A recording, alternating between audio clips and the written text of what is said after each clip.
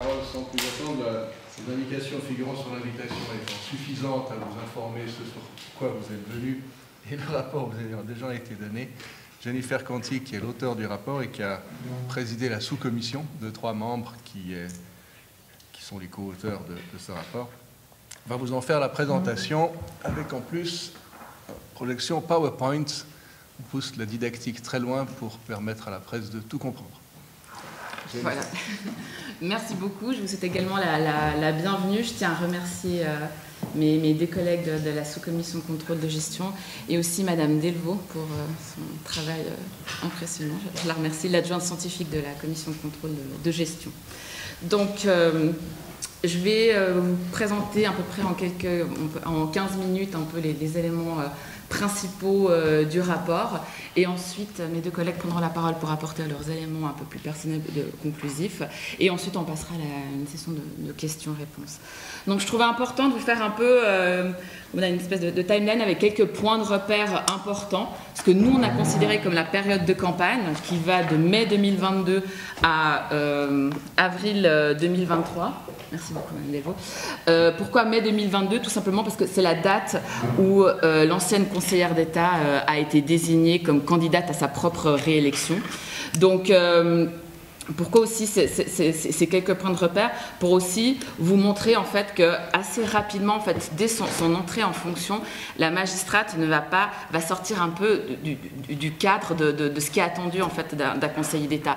On nous rapporte que dès 2021 en fait, elle va demander à un haut fonctionnaire de gérer ses réseaux sociaux personnels, et la personne va clairement aussi lui rappeler le cadre. Ensuite, septembre 2022, malgré le refus des responsables métiers, pour toute une sorte d'analyse qu'on va voir un petit peu plus en détail après, elle intime l'ordre en fait à son équipe de signer le mandat. 10 février 2023, important, on a une trace écrite. Il y a une alerte en fait sur les risques liés au département, notamment au mandat attribué aux proches de son chef de campagne. Courant mars 2023, on a, grâce à nos travaux, on a pu découvrir qu'il y a eu en effet un effacement de mails, pas forcément massif, comme va nous confirmer la cellule d'enquête investigation, mais il y a des effacements de mails parce qu'on nous dit qu'il y a une ambiance en fait. On leur dit pas, on leur intime pas l'heure de le faire, mais il y a une tendance en fait à cet effacement. En parallèle, 3 communicants de l'ancienne conseillère d'État vont contribuer clairement à la campagne. 11 avril 2023, il y a la première demande LIPAD. Cette première demande LIPAD concerne uniquement un seul des communicants. 13 avril 2023, soit 17 jours, j'insiste, 17 jours avant le second tour du Conseil d'État, le DT et le DEE signent le mandat à mon élément. 21 avril, il y a le second volet, 21 avril, il y a une demande de sécurisation des emails. Il y a un secrétaire général qui va demander à l'Oxine, il faut absolument sécuriser les emails parce qu'il y a cette demande LIPAD. Et 24 avril arrive le 2e volet de la demande LIPAD. Et août 2023, l'État confirme l'accès aux demandes LIPAD, il y a les révélations médiatiques, et aussi ce qu'on permet de révéler nos travaux, c'est que la magistrate accède à sa propre boîte mail, parce qu'elle en avait 2, et elle accède à sa seconde pour procéder à des effacements d'emails. On a eu plusieurs freins aux travaux, 2 plus spécifiques, je dirais, à cette affaire, en particulier 4 refus d'audition. Bon, je pense que c'est assez particulier, c'est quand même un chiffre assez important pour le relever. L'ancienne magistrate, son ancien chef de campagne, son ancien chargé des réseaux sociaux politiques, qui lui était qui n'était pas collaborateur de l'État, et son ancienne chargée de communication et de développement de projets stratégiques, parce que le nom est assez long. Ces 4 personnes ont refusé d'être auditionnées. Forcément, ça a un impact sur nos travaux. Ensuite, on le verra aussi, il y a la demande LIPAD d'avril 2023 qui s'est avérée plus qu'incomplète. Autre frein aux travaux, là c'est de manière plus globale, c'est lié, je dirais, au manque de transparence des processus étatiques. Déjà, on a constaté, et on n'est pas les seuls, une forte culture de l'oralité. Par exemple, on va nous dire, oui, mais par exemple, un des collaborateurs va nous dire « Oui, ben, j'ai contribué à la campagne, j'étais pas à l'aise avec cet élément-là, je l'ai dit à mes supérieurs hiérarchiques, mais il n'y a pas de trace écrite. » Et puis, donc voilà, après, une des supérieures n'est pas venue en audition, donc vous voyez, c'est tous des éléments qui nous posent problème. Ensuite, on était surpris par le nombre important en fait, de processus papier. Je dirais qu'à l'heure de l'intelligence artificielle, d'ailleurs, l'État le promeut, c'est vraiment porteur, hein, et on a un département de l'innovation. On était assez surpris de cette quantité de processus papier qui forcément ne facilite pas la surveillance du processus. Ensuite, il y a un manque de système de clés comptables vraiment pointilleux pour permettre vraiment de bien comprendre quels sont les flux financiers et à quoi est alloué en fait l'argent du contribuable, tout simplement. Et autre élément, on a eu plus de 6 mois d'attente pour auditionner la cellule enquête et investigation de l'Ocsin. Pour nous, ces 6 mois d'attente ont été d'autant plus incompréhensibles que selon la LRGC, à savoir l'article 201A alinéa 7, nous, la commission de contrôle de gestion, on a le droit de demander directement les renseignements et documents que nous jugeons utiles aux services et entités que nous sommes chargés de surveiller sans que le secret de fonction nous soit opposable. Donc, j'insiste un peu sur ce point-là parce qu'on a été d'autant plus surpris d'attendre 6 mois pour auditionner cette cellule d'investigation qu'un des communicants qui faisait lui-même l'objet de cette demande LIPAD, donc qui était soupçonné d'avoir contribué à la campagne, était au courant du détail total d'une des investigations qu'on avait demandé à la cellule d'investigation, alors que ces enquêtes sont strictement confidentielles. Donc nous, on était vraiment, on était en audition, on était extrêmement surpris par ce décalage en fait. D'un côté, on attend 6-7 mois et de l'autre, on transmet des informations ultra confidentielles à des personnes qui ne devraient bien évidemment pas être au courant. Autre élément qui est assez récent, cette même personne nous a demandé à 2 reprises d'avoir accès aux rapports avant ou en même temps que la presse. Pourquoi je le note là? Parce que déjà, elle effectue la demande le 21 mai 2023, donc avant même que la presse soit au courant. Donc voilà, de nouveau. Et pourquoi je le mets en avant aujourd'hui? Parce que cette personne a réitéré sa demande hier, ne comprenant visiblement pas que cette demande était de nouveau absolument hors cadre. Excusez-moi, je suis revenue en arrière. Donc ensuite, grâce aux travaux de la cellule enquête-investigation, on a constaté qu'il y a eu l'effacement d'emails. Un des collaborateurs nous l'a confirmé, hein, qu'ils ont procédé à des effacements de mails. On a découvert aussi un dossier intitulé « Affaires sensibles » avec les 2 sous-dossiers des 2 mandats que nous avons un peu plus investigués. Je précise, ils ont été créés après la demande LIPAD, mais ils ont été vidés par la suite. On a demandé d'accéder à ces emails, mais la cellule enquête d'investigation ne les a pas retrouvés. Ensuite, la demande LIPAD d'avril 2023, on constate qu'elle est incomplète et on comprend, je dirais, qu'elle est incomplète quand on constate qu'il n'y a eu aucun processus de surveillance. C'est-à-dire qu'il y a la demande LIPAD, on laisse les 3 collaborateurs procéder eux-mêmes à la sélection à des mails qui vont potentiellement les incriminer. Donc forcément, on arrive à ça, où il y a eu un tri. Vous voyez que d'un côté, il y a la demande LIPAD, un mail transmis, et là, côté cellule d'investigation, on nous a donné toute une série avec des objets de mail assez sensibles. Il y en avait beaucoup d'autres, mais là, nous, on a utilisé comme filtre tout ce qui était avec comme titre campagne, tout ce qui était en provenance ou à destination du chef de campagne et du parti politique. Donc là, au vu, si vous voulez, du volume et de la teneur des mails, même les spécialistes ont dit oui, clairement, ils ont clairement contribué à la campagne. Ensuite, impossibilité d'étendre les travaux. Pourquoi? Parce que l'élément clé, en fait, pour le département de l'ancienne conseillère d'État, c'est qu'il y avait des lanceurs d'alerte. C'est qu'il y a des lanceurs d'alerte qui ont transmis les documents à la presse. Et le problème qu'il y a, c'est qu'on n'a pas eu cet élément-là pour les autres départements. On a auditionné l'ensemble des secrétaires généraux qui nous ont dit on n'a pas identifié d'irrégularité. Et en plus, à cela s'ajoutaient les freins aux travaux liés au manque de transparence de certains processus étatiques. Ensuite, très important, c'est le cadre d'analyse en fait. On a un double cadre d'analyse. Pourquoi je tiens vraiment à insister là-dessus? Parce que nous, quand on lance les travaux, il y a les révélations médiatiques en août, on ne fonce pas et on ne crée pas tout de suite la sous-commission. On demande au Conseil d'État de venir, on les auditionne et on a ces batteries de questions, notamment, existe-t-il des codes d'éthique de conduite, des chartes éthiques complétant le cadre juridique en matière de non-utilisation de ressources publiques dans le cadre de campagne? On pose la question au Conseil d'État et ils nous disent honnêtement, on n'a rien en la matière. Et c'est là qu'on se dit, bon, il y a ces révélations médiatiques qui sont quand même assez fortes. En plus, il n'y a pas de cadre, donc il faut qu'on investigue. Autre cadre analytique qui est extrêmement important, c'est le référentiel COSO. Quand on voit ce mot-là, c'est un petit peu spécial, mais c'est tout ce que met en fait l'État, tous les contrôles, les procédures, les directives, tout ce que fait l'audit interne pour surveiller les prestations étatiques et s'assurer que le plus de 11 milliards de budget alloué est bien alloué à ce qu'il est prévu.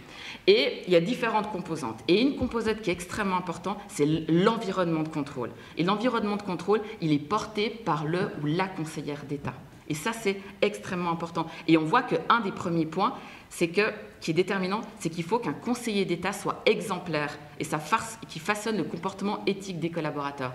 Et ça, ça va vraiment nous servir de cadre d'analyse. Et là, justement, comme on constate dès le début de nos auditions, comme je vous l'ai dit précédemment, on voit qu'il n'y a pas une propension très forte à porter cet environnement de contrôle.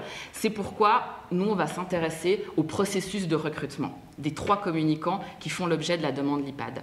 Et on demande, et très rapidement, ça je tiens vraiment à le souligner, qu'on a vraiment une très bonne collaboration avec les fonctionnaires et aux fonctionnaires qui nous ont beaucoup aidés dans nos travaux, on obtient en fait cette analyse et on constate qu'une proche de la magistrate qui a clairement contribué à sa campagne de 2021.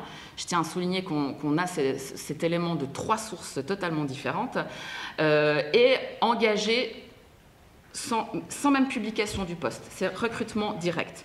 Alors qu'en parallèle, la magistrate dispose déjà de 2 conseillères personnelles à 60% chacune. Et ces conseillères personnelles ont le droit de collaborer à la campagne. Mais on engage encore une 3e personne en plus qui, on verra, va opérer un peu plus ou moins le même rôle. D'où la question, est-ce qu'il n'y avait pas une 3e conseillère personnelle?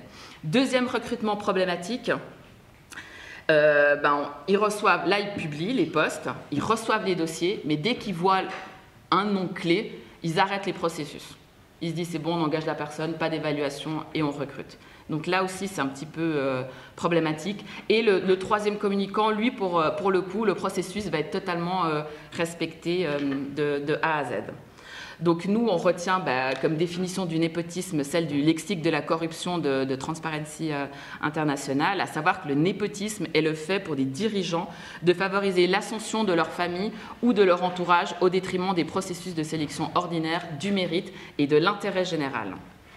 Ensuite, un mélange des rôles, comme je vous l'ai dit précédemment, 2 ou 3 conseillères personnelles, quelque chose d'assez flou. On a un chef de campagne qui est en même temps compagnon, qui va clairement demander des éléments concrets à des collaborateurs de l'État. Là, j'en mets une illustration parce que en recoupant les centaines de mails, on voit différents échanges et je trouve intéressant. Premier point, il y a un journaliste qui fait juste, il contacte les partis politiques pour une interview. On est tout bon. Parti politique, à juste titre, il relaie la demande à la magistrate. Et là, à partir de ce moment-là, la magistrate, elle demande à ses 2 conseillères personnelles, là on est toujours bon, au chargé de communication stratégique, là on rentre dans collaborateur de l'État, et à son chef de campagne, s'ils connaissent la radio. Visiblement pas. Du coup, le chef de campagne demande à un autre communicant, à savoir le chargé d'information de communication, de procéder à une analyse et la personne s'exécute. Donc là, on a vraiment un exemple concret de ce mélange, de cette imbrication des rôles qui est extrêmement problématique. Autre élément aussi qu'on a remarqué, c'est que très rapidement, après l'entrée en fonction de l'ancienne conseillère d'État, il y a le départ de 2 hauts fonctionnaires, à savoir le secrétaire général et le porte-parole. Ensuite, j'ai mis manque d'expérience. J'ai rajouté peut-être un point d'interrogation parce que, voilà, un des conseillers politiques, des communicants, nous dit oui, on a peut-être péché par manque d'amateurisme, on n'avait pas d'expérience de la haute administration. Par excès, j'ai dit, oui, par excès d'amateurisme. Et ensuite, un autre élément que je trouvais important aussi de porter à votre attention, c'est que le conseiller personnel adresse au chef de campagne, compagnon, un email sur les risques liés au département. Je ne vois pas en quoi il a à avoir ce genre d'informations. Ensuite, on a de nouveau aussi des échanges de mails évocateurs où la magistrate demande carrément à ses conseillers, ses collaborateurs de l'État de répondre à une plateforme de vote qui, par définition, est ultra personnelle. Ensuite, pour la demande pour les mandats, je trouve intéressant d'illustrer ainsi pour montrer justement cette non-propension en fait de la magistrate à ne pas respecter l'environnement en fait de contrôle qu'il y a à l'État. Donc on voit qu'on attribue plus de 97 000 francs de mandat à une forme, comme ils qualifient ça, hein, les responsables métiers, de subvention déguisée en mandat. Pourquoi? Parce que quand au sein d'un département on veut innover ou mettre quelque chose en place, ça peut se faire, le besoin est identifié. Il y a une directive là-dessus qui est extrêmement claire. Mais c'est le département qui effectue la demande. Et là, c'est le contraire. Ce sont les associations qui viennent avec un projet. Alors après, déjà, c'est une chose. On nous dit, oui, mais politiquement, c'était les valeurs que portait la magistrate. Oui, je suis bien d'accord.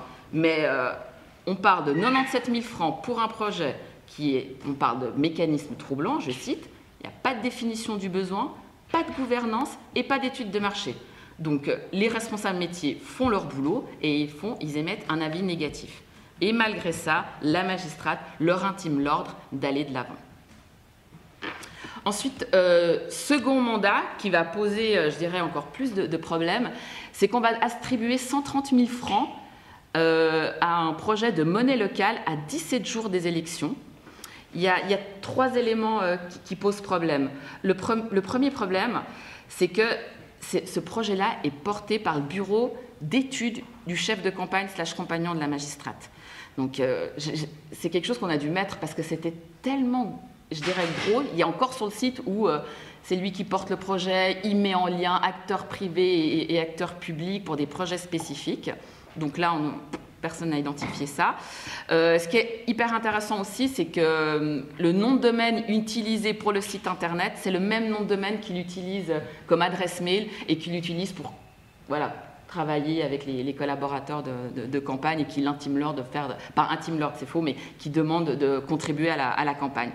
Ensuite, ce qui est aussi un peu particulier, c'est comme on a dit, un des co-chefs de cabinet de l'ancienne conseillère d'État, qui est l'ancienne présidente de l'association faîtière, c'est la même personne qui demande en fait en septembre, qui demande en 2022 au responsable métier, j'ai ce mandat-là. Et lui, quand il voit le nom, il dit non, enfin là le conflit d'intérêts est beaucoup trop important, il n'entre même pas en matière. Il dit non, moi j'ai déjà fait un préavis négatif pour un mandat, là on n'entre même pas en matière. Puis elle a compris, elle n'a pas insisté, et là et après ils vont vers le DT pour procéder à cette analyse en fait. Et autre élément, c'est que le chef de campagne, c'est un ancien membre du comité et il est membre du comité jusqu'en 2022. Donc voilà l'extrait du site internet que vous avez aussi dans le rapport. Donc synthèse des observations, népotisme, irrégularité dans le recrutement de 2 communicants qui vont participer à la campagne, dont l'un, je dis bien, est clairement un cas de népotisme. Ensuite, campagne électorale, 3 communicants qui vont réaliser des actions de campagne, conflit d'intérêts, attribution d'un mandat à une association portée par le bureau d'études de son compagnon chef de campagne, signé 17 jours avant les élections cantonales, et une subvention déguisée attribuée malgré le préavis négatif du métier. Pour terminer, j'aimerais dire que s'il n'y avait pas eu les lanceurs d'alerte, si les médias n'avaient pas joué le garde-fou, comme le consacre le Conseil de l'Europe, mais jamais on ne serait pas là devant vous aujourd'hui et avec un mandat, avoir exercé notre rôle de surveillance pour venir avec des recommandations pour plus de transparence des processus étatiques, des recommandations qu'on veut un peu macro, parce que nous, on est là pour donner des orientations politiques. On n'est pas des techniciens, on n'est pas des auditeurs internes pour venir avec des vraies recommandations un peu plus pointues. Nous, on donne une impulsion pour qu'après, l'administration réalise ces recommandations. C'est pour ça qu'on demande de renforcer la sensibilisation et former les collaborateurs à la non-utilisation de ressources publiques, parce qu'on a entendu les fonctionnaires quand on nous dit il y a beaucoup de directives, ce serait trop lourd. Donc nous, on propose de renforcer ce volet-là, information, communication, e-learning, forcément, renforcer la transparence du processus de recrutement et le contrôle du respect des processus existants, parce que, à nouveau, c'était tous des processus qui existaient. Ensuite, compléter le Vademecum, le guide du Conseil d'État, avec des règles éthiques de bonne gouvernance et prévoir un processus de contrôle entre pairs. Pourquoi on propose ça? Parce que, voilà, on a tout un système de contrôle interne. Mais ce qu'il y a, c'est que c'est un peu la limite du système de contrôle interne. Il ne peut pas contrôler ce que fait le Conseil d'État parce qu'au final, il donne une direction politique et tout. Donc il faut renforcer un peu, je dirais, un peu les contre-pouvoirs et c'est pour ça qu'on recommande justement ces principes de gouvernance. On propose aussi de digitaliser le processus d'attribution des mandats et de développer des outils de pilotage, de mettre en place un système de clés comptables pour permettre une meilleure compréhension des flux financiers liés à l'attribution de mandats. À propos de ces 2 recommandations, je tiens à préciser qu'elles vont sûrement être précisées, complétées par le rapport de la Cour des comptes qui est en train de travailler justement sur une analyse beaucoup plus pointue en fait de tous ces mandats. Ensuite, on parle de sensibiliser et former les collaborateurs de l'État aux demandes LIPAD. On entend qu'il y a des répondants LIPAD et autres, mais quand même, ça n'a pas empêché que pour répondre à une demande LIPAD, on demande à 3 personnes soupçonnées d'avoir contribué à la campagne de procéder elles-mêmes à des emails potentiellement incriminants. Et pour terminer, on demande aussi de prévoir un accès facilité à cette fameuse cellule d'enquête-investigation parce que là, actuellement, c'est marqué dans la loi que seul le Conseil d'État et le secrétaire général peuvent leur donner mandat. Donc nous, à chaque fois, on doit passer par le Conseil d'État. Et voilà, et du coup, c'est pour ça que ça a pris énormément de temps. En synthèse, et avant de céder la parole à mes collègues, j'aimerais dire que ce qui ressort vraiment de ce rapport, c'est qu'on attend d'un magistrat en fait, qui respecte les règles, qui défende l'intérêt général. L'élément extrêmement problématique dans cette affaire, c'est que l'ancienne conseillère d'État, au lieu de servir la population, s'est servie. Voilà, je vous cède la parole, messieurs. Merci. Alors, le rapport se veut factuel avec le moins d'état d'âme possible.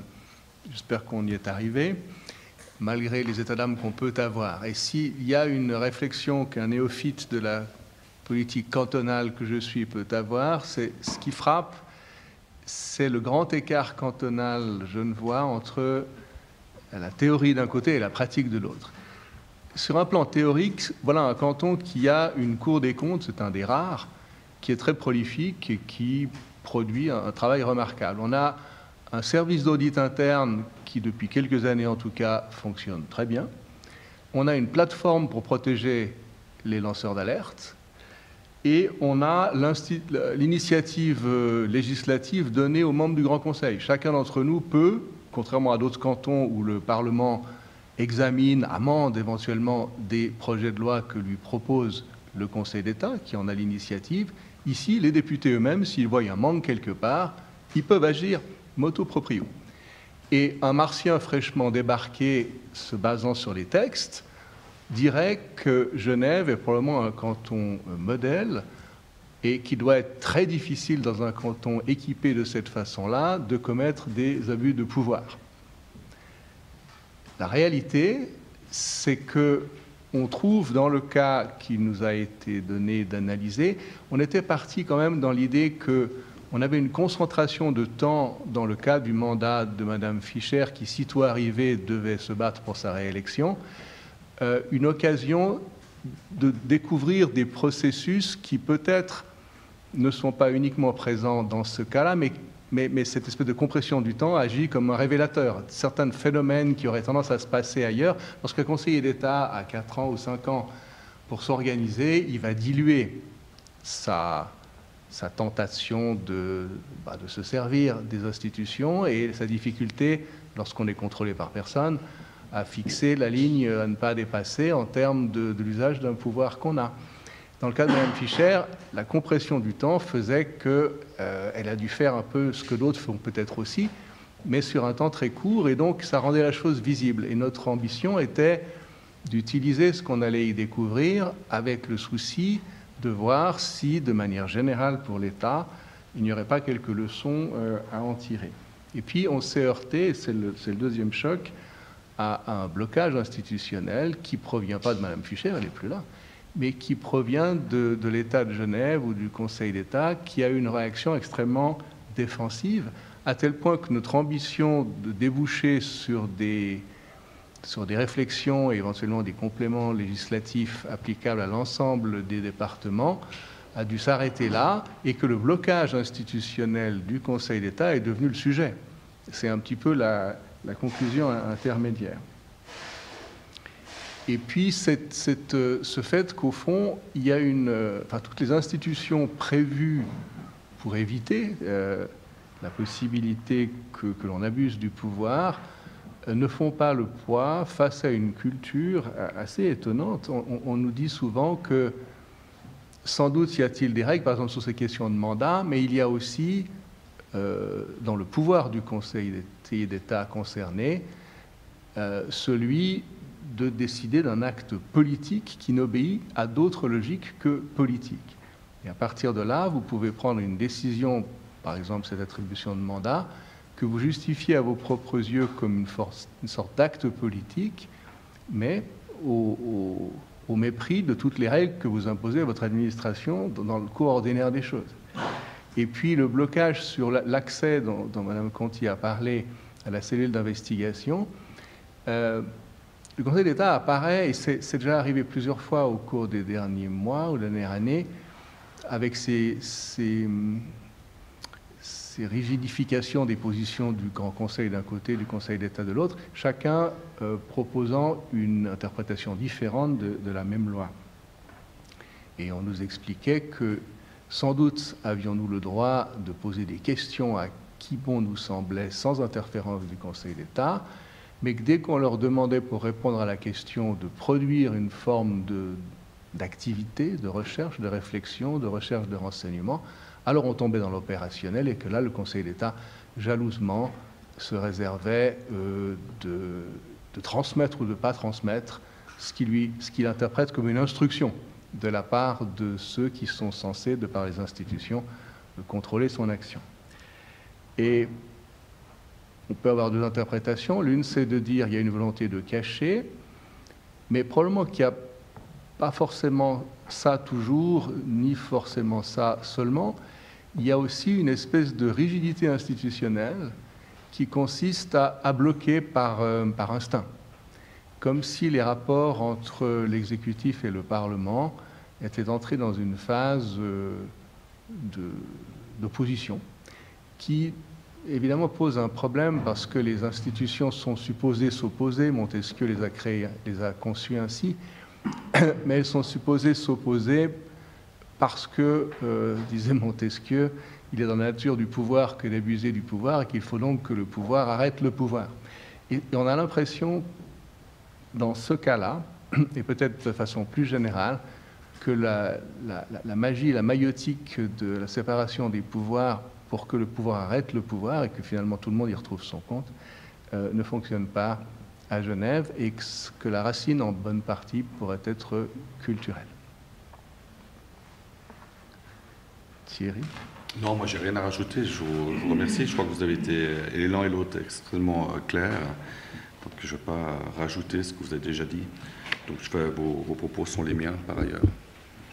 Merci. Je suppose qu'on aborde la phase technique. Monsieur Sédou. On va attendre la fin de l'horloge.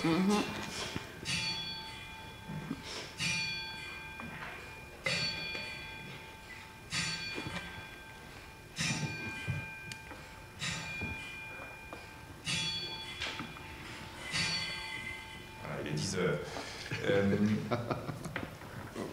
On parle de mails effacés à des moments clés par des membres de l'administration qui sont incriminés dans cette affaire. On parle de combien de mails et surtout on parle de mails de quelle nature? Si j'ai bien compris, ces mails ont disparu, on n'a pas retrouvé leurs traces. Enfin, on peut être un peu plus précis?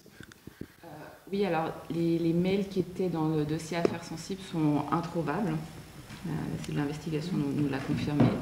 Et pour les autres mails effacés, c'est une investigation qu'on n'a pas creusée parce qu'on a déjà, ce qu'on avait déjà demandé en fait, des éléments complémentaires qu'on a demandé à la salle d'investigation, c'était déjà pour certains plus d'une semaine, 2 semaines de travaux et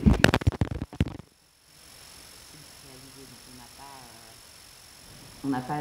Ce qui est important, c'est la nature, je dirais, qualitative, savoir quel était l'objet de ces mails, parce que effacer des mails, si c'est des newsletters et autres, c'est pas grave si c'est natif. Mais justement, ce que nous, on a trouvé, c'était les objets les plus intéressants. Mais ceux-là n'ont pas été effacés. Ce qu'on vous a communiqué, c'est ceux qui ne ont pas été transmis dans le cas de la demande d'IPAD.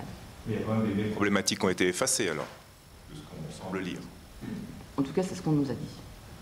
Et puis, question aussi sur les mails effacés par la magistrate. Enfin, ça paraît quand même hallucinant qu'elle soit revenue dans sa boîte email 2 mois après avoir quitté ses fonctions. Donc, elle se connecte sur sa boîte email de l'État.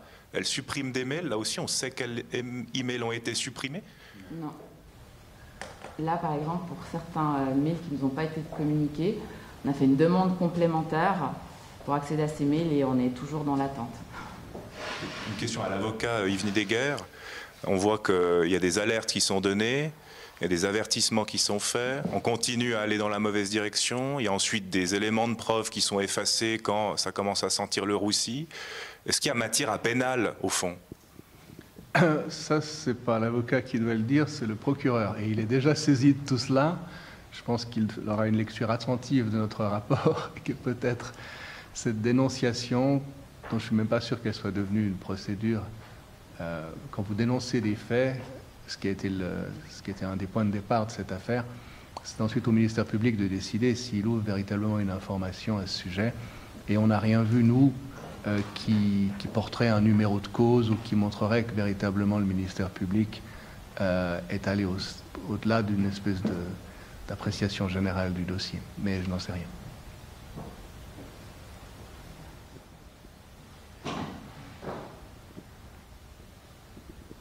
Les conclusions du rapport, elles sont assez accablantes. Hein. Quand on les lit, on parle de népotisme, de conflit d'intérêts.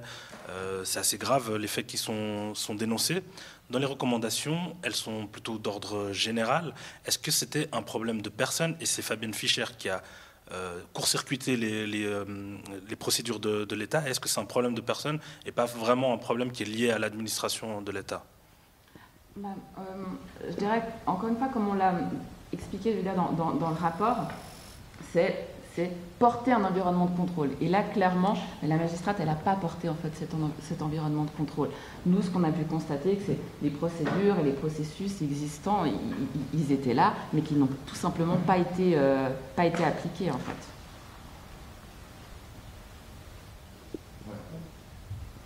Il faut compléter, si vous voulez, la porte d'entrée qu'on avait, c'était l'affaire Fischer. Donc on n'avait pas de porte d'entrée pour les autres conseils d'État. Et comme on vous l'a expliqué, on s'est retrouvé souvent bloqué, même très souvent bloqué. Il a paru aussi que plusieurs mails étaient effacés. On parlait tout à l'heure de construire, on ne sait pas, puisqu'ils ont complètement disparu du bureau informatique. Donc on a eu affaire quand même à un omerta face à nos demandes. Et c'était extrêmement difficile de pouvoir aller de l'avant parce qu'on n'avait pas de matière à aller voir ce qu'ils faisaient ailleurs. Et comme on n'avait pas de lanceur d'alerte, on ne pouvait simplement pas rentrer dans un tunnel sans voir la sortie, ce qui n'était pas le cas avec le cas de Mme Fischer.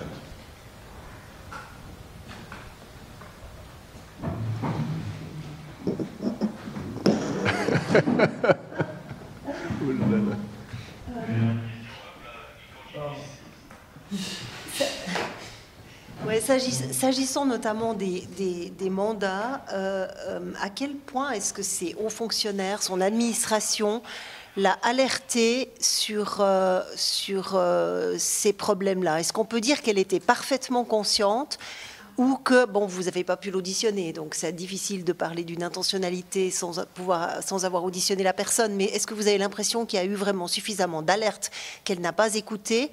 Ou bien il y avait une sorte d'ambiance générale qui fait qu'on protégeait la magistrate sans même avoir l'ordre de le faire?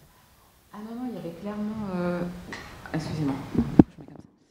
Oh, voilà. On va y Non, il y a on a la trace écrite, en fait, du préavis négatif des responsables métiers. Ils disent vraiment, il n'y a pas de business plan, il n'y a pas de gouvernance, le projet n'est pas tangible. Et puis elle écrit, puis elle dit, on continue. Donc on a véritablement une trace écrite.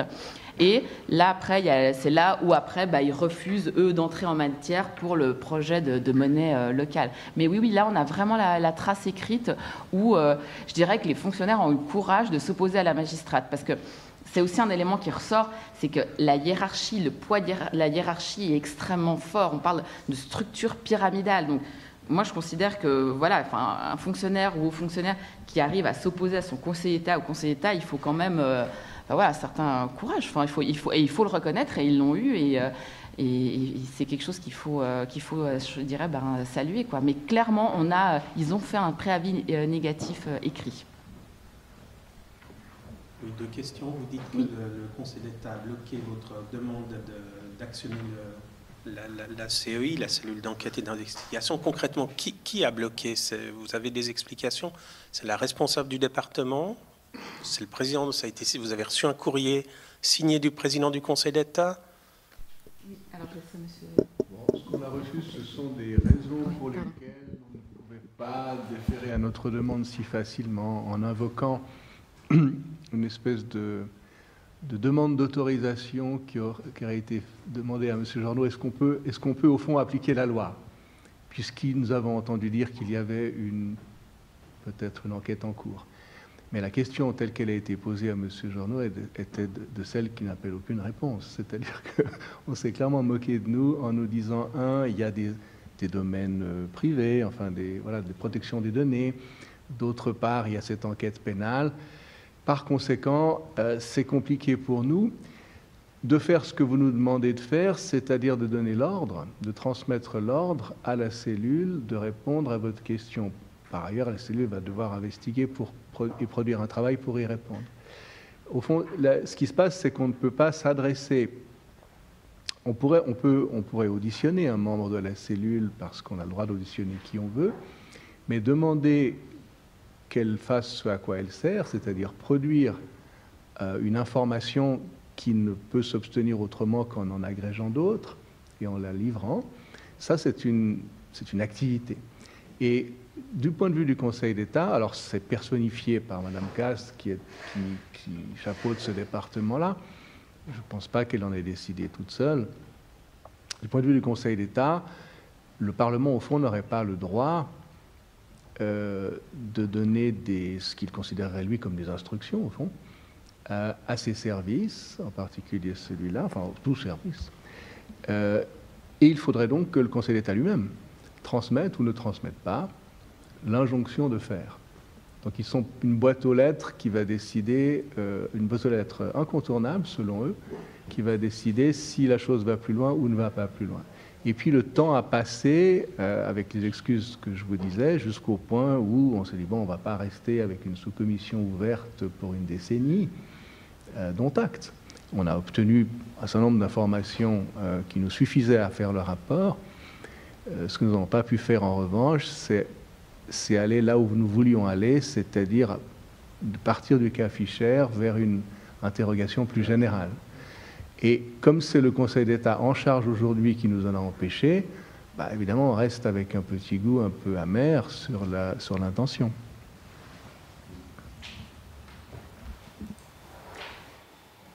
Je voudrais juste préciser que, comme on l'a dit, ils font une demande au procureur général pour savoir s'ils peuvent nous transmettre les éléments, et le procureur général a confirmé qu'on avait accès à ces éléments, donc confirmait notre interprétation de la LRGC. Ouais, juste pour compléter, les chamailleries ou les blocages qu'on a eus, c'est que la présidente de la sous-commission ne pouvait pas faire une demande en direct au Conseil d'État. Elle devait passer par le président de la commission, lequel n'avait pas le droit de faire la demande non plus. Il fallait passer par la présidente du Grand Conseil. Et ça a eu lieu à des échanges de courriers et de mails insupportables, alors que finalement, comme l'a répété Jennifer Conti tout à l'heure, la commission de contrôle de gestion a tous les pouvoirs et elle peut procéder à toutes les demandes qu'elle souhaite dans le cadre de ses travaux.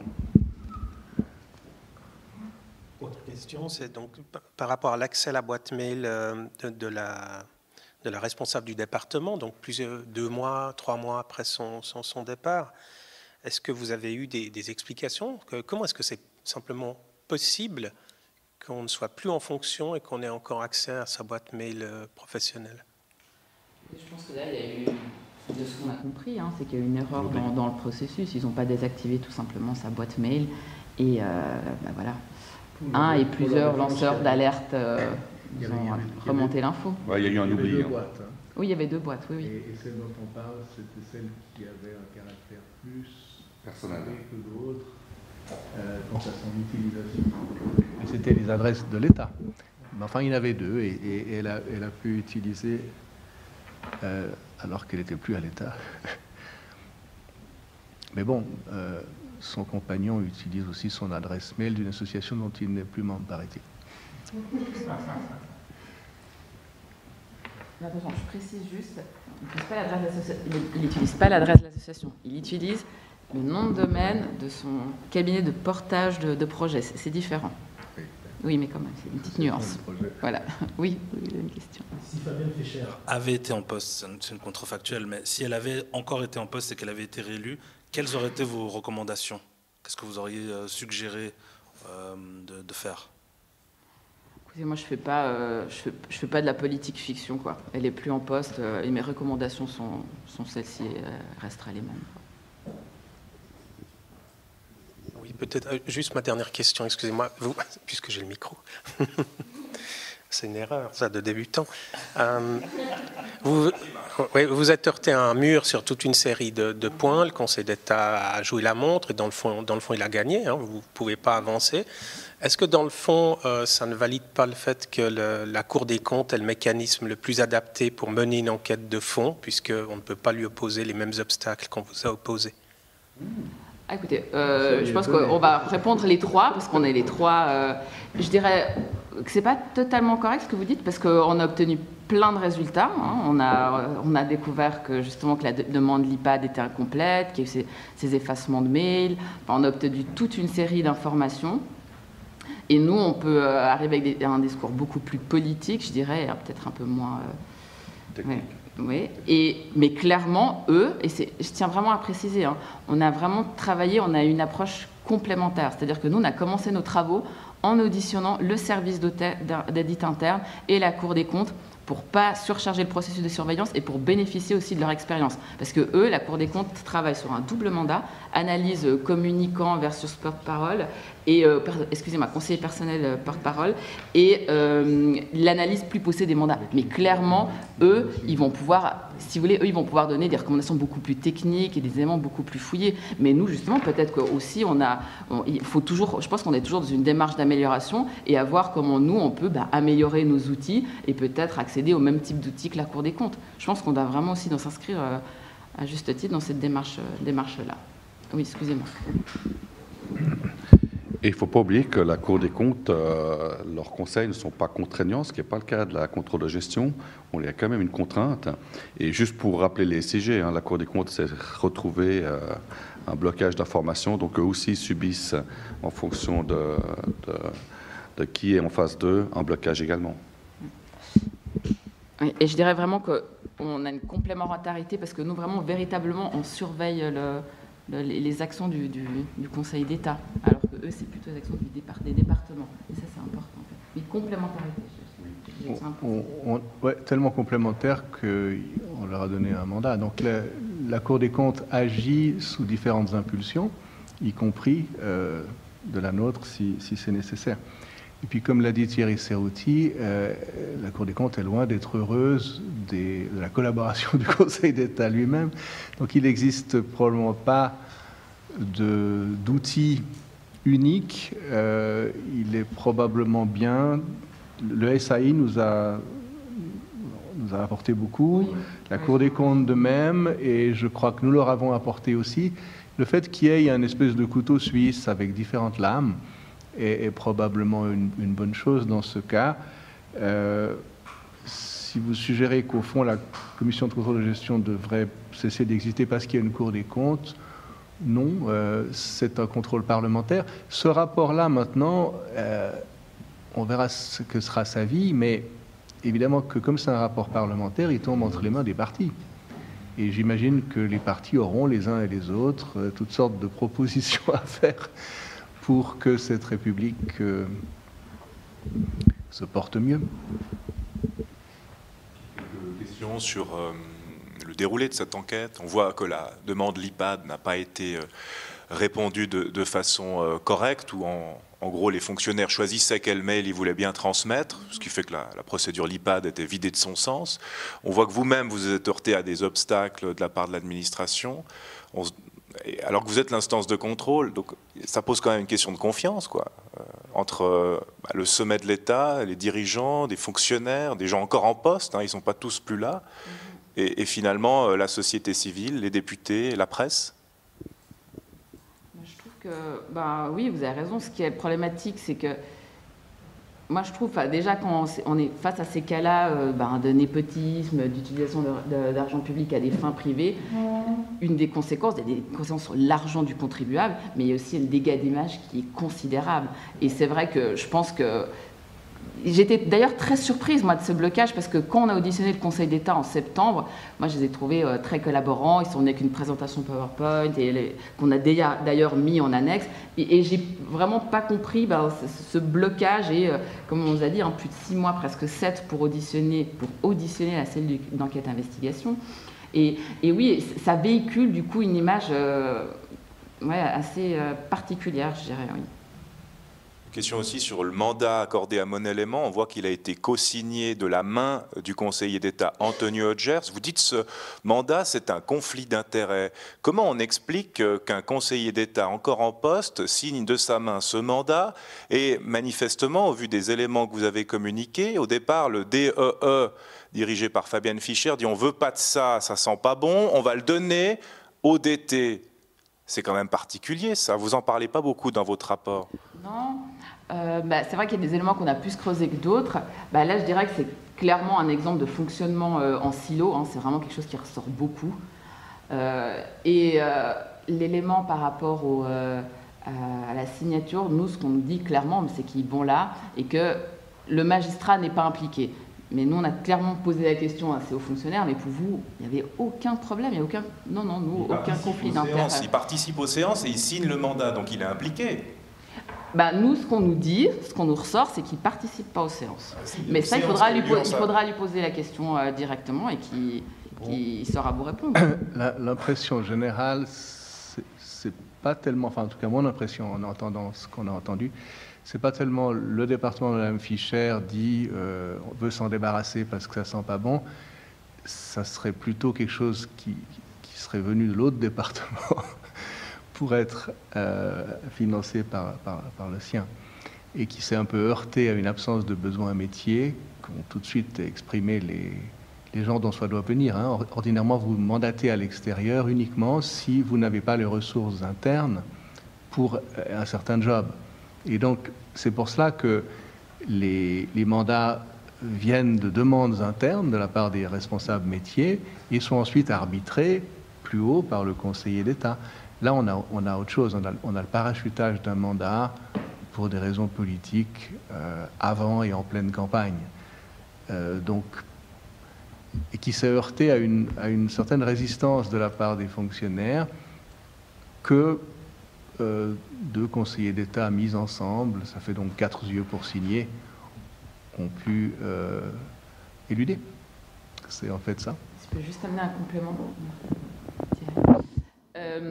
C'est vrai que nous, la dimension des mandats, on n'a pas beaucoup creusé, parce que justement, suite aux échanges de la Cour des comptes, on a vu qu'eux, ils étaient quand même bien avancés dans leur analyse. Et puis, comme on a dit, il n'y a pas de système de clé comptable, mais eux, par exemple, ils ont pu analyser qu'en 2022, plus de 4 millions de mandats ont été donnés pour des événements, communication externe et tout, ce qui est élément considérable.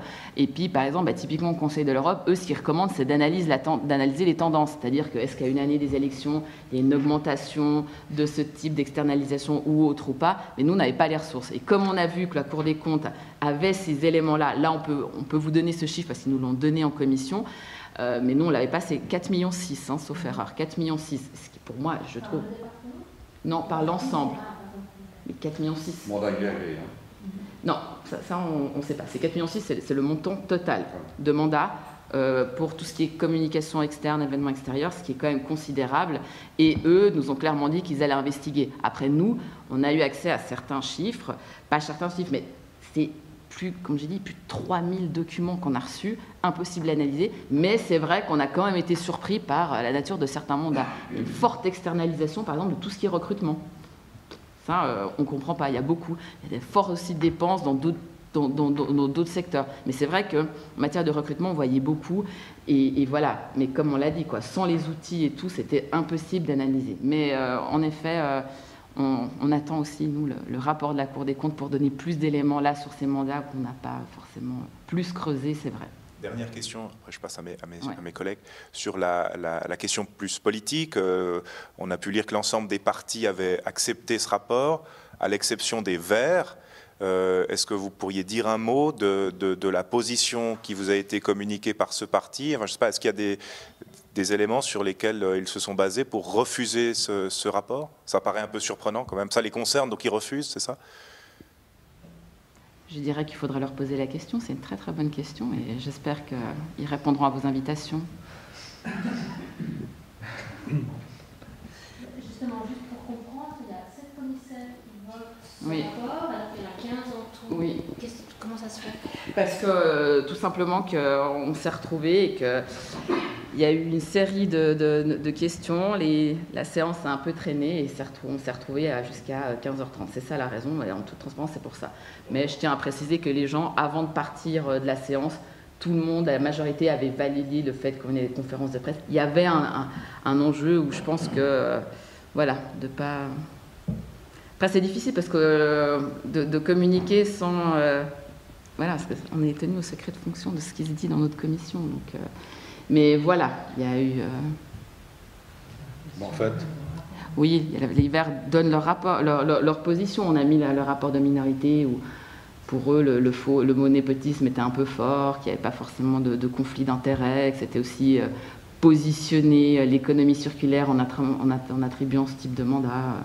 Donc voilà, enfin, je ne peux pas vraiment dire plus sans après donner trop de détails et entrer dans la violation du secret de fonction, mais je pense vraiment que ce serait très intéressant qu'ils s'expliquent auprès de la population et qu'ils disent que non, la transparence n'est pas à géométrie variable.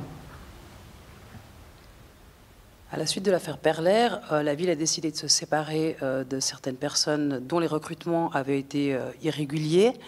Vous constatez qu'il y a des recrutements irréguliers, vous constatez qu'il y a des fonctionnaires qui ont fait un travail qui n'était pas le leur, qui ont travaillé directement pour la campagne de la magistrate, mais il n'y a aucune recommandation, si je ne m'abuse, particulière s'agissant de ces fonctionnaires. Pourquoi ?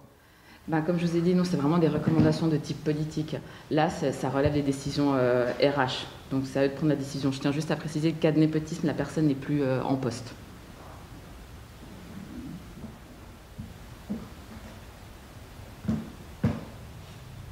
Il est toujours à l'État. Non. Elle a été licenciée ou bien c'est une démission?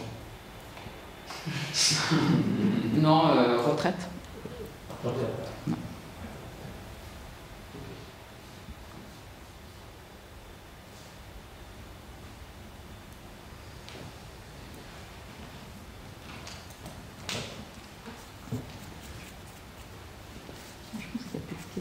Alors, s'il n'y a plus de questions, on va lever cette séance. Merci. Merci.